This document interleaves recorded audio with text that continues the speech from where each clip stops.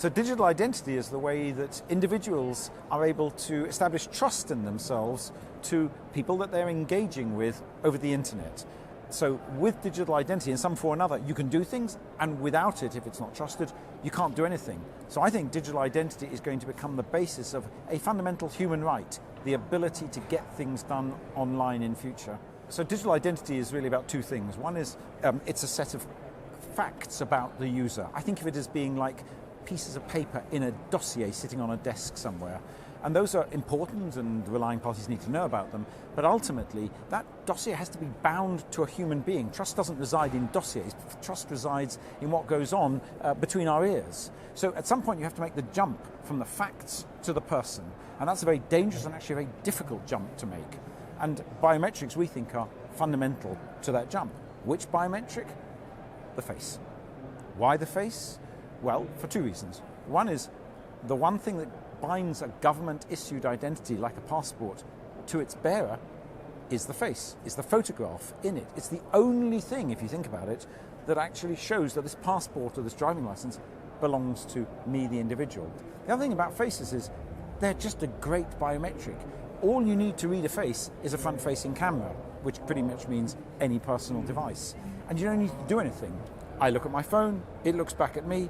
What could be simpler? So it's incredibly accessible, incredibly usable, and totally ubiquitous. So many people's first encounter with face authentication was with Apple's Face ID, which was brilliant. It completely changed the market, and it's a really fantastic piece of technology. But it does everything on the device. The relying party, the organization behind it, never sees the face, never knows what it looks like, never knows how good it is. And the problem is, therefore, that the security of the face as a credential is made or broken by what happens on the device. Well, the problem is that device is available to anybody, and a hacker or a national security organization can go out and buy one, just as you and I can, and take it apart, metaphorically or even physically, and discover what makes it work and figure out how to fool it. And once it's been fooled, nobody, not the phone manufacturer or anybody else, can know that it's been fooled or how it's been fooled. Whereas if you do facial biometrics in the cloud, firstly, of course, when you change or lose or have your device stolen from you in the street, as happened to a friend of mine a few days ago, you don't lose your identity because your credentials are safe in the cloud. But the second thing is that if like us, you do the processing in the cloud, you can see what the bad guys are doing. You can learn from what the bad guys are doing. You can adapt in real time to what the bad guys are doing, something that is utterly impossible if it's done on the device, which means that a device that was secure yesterday can become insecure tomorrow and no one will know it, whereas a cloud solution can be built to be secure and resilient against that kind of risk. So very often when we talk about face verification, there's a lot of excitement about face matching. Does the face matcher match correctly? 10 years ago, that was a real problem because face matchers didn't work all that well. Today, face matching technology, powered by deep learning machine learning systems, are fantastically good, thousands of times better than a human being. So the problem of saying, does this face look like Andrew Budd, we can essentially consider to be solved.